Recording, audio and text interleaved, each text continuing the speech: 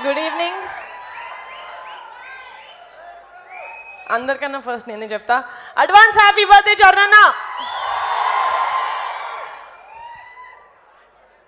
యాక్టర్గా mega power star Ram Charan గారి గురించి మాట్లాడే అంత పెద్దదాన్ని కాదు.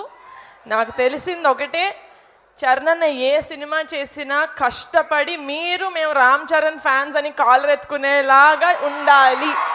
అది ఒక్క రీజన్కే కష్టపడి చేస్తాడు. I know that. బట్ ఇప్పుడు ఒక ఆడపిల్లలాగా మాట్లాడతాను. Charan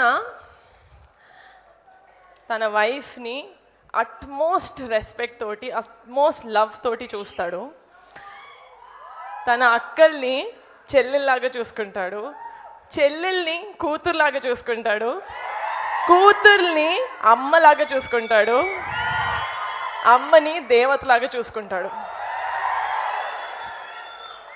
mega power star Ram Charan గారి ఫ్యాన్స్ లాగా ఇక్కడ నాకు 90% అబ్బాయిలు కనిపిస్తున్నారు. కాబట్టి చరణ్ నుంచి మీరు ఏదైనా తీసుకోవాలి అంటే ఆడపిల్లని అమ్మవారిలాగా ట్రీట్ చేయండి. అండ్ ఒక ఆడపిల్ల పక్కన mega power star Ram Charan గారి ఫ్యాన్స్ ఉన్నారు అంటే ధైర్యంగా ఉండాలి. ఒక ఆడపిల్ల ఉంటారు కదా.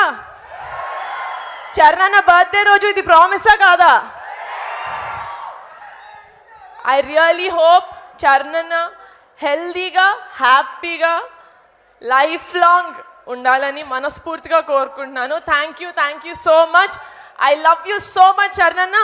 వీళ్ళందరికన్నా ఒక మెట్టు ఎక్కువ నాకు నువ్వు అంటే ఇష్టం.